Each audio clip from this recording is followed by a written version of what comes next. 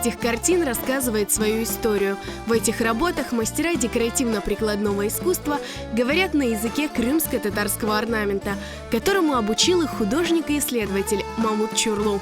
В библиотеке имени Франко открылась выставка творческого объединения «Чатырдах», посвященная 150-летию со дня рождения Александры Петровой, собирательницы крымско-татарского орнамента. Ей удалось собрать более 700 образцов, которые используют современные мастера в своих работах. Уникальность в том, что впервые сделаны авторские декоративные панно с расшифровками. Под каждой работой висит объяснение всех этих знаков и символов. И что они в целом все вместе представляют собой определенную тему. Вот чаще всего это тема семья, тема свадьбы, но есть темы и другие.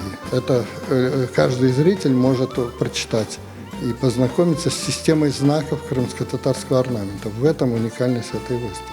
Это впервые делается такое. И появился новый вид искусства нашего, новый жанр. Это настенное декоративное панно тематическое.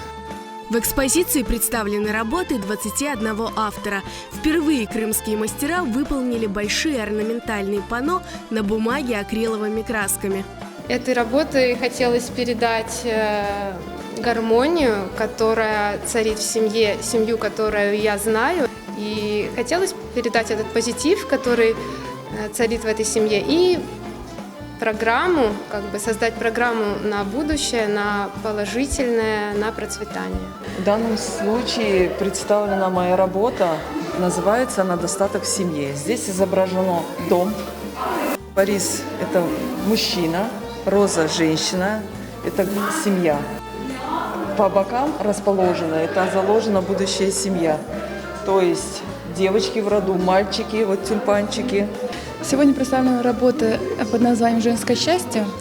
Основным главным элементом композиции центральным является 3 женских знака. Гуль, роза, круг, дайри и звезда Йылдыз.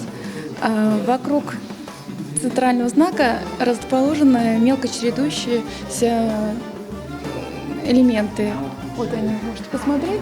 Они означают берекет, достаток. И внизу, в нижней части композиции, 2 знака берега, бибер, перцы, которые защищают женский образ. Данная композиция я хотела показать, представить 3 женских поколения в моей семье. Также на выставке представлена и керамика. Один из авторов изделий из глины – известный керамист Эльдар Гусенов. На сегодняшней выставке я представил такой керамический саан орнаментированный. Это из последних изделий. И кроме этого были представлены кулман, чайник и сервиз чайный. Здесь можно проследить такую традиционную форму. Это функциональная вещь для чебуреков, которая пользуется спросом. Из-за ограничений, связанных с COVID-19, торжественного открытия выставки не было. Но мастера приглашают каждого прикоснуться к искусству и изучить язык и символику крымско-татарского орнамента. Сделать это можно до 10 марта в библиотеке Франко.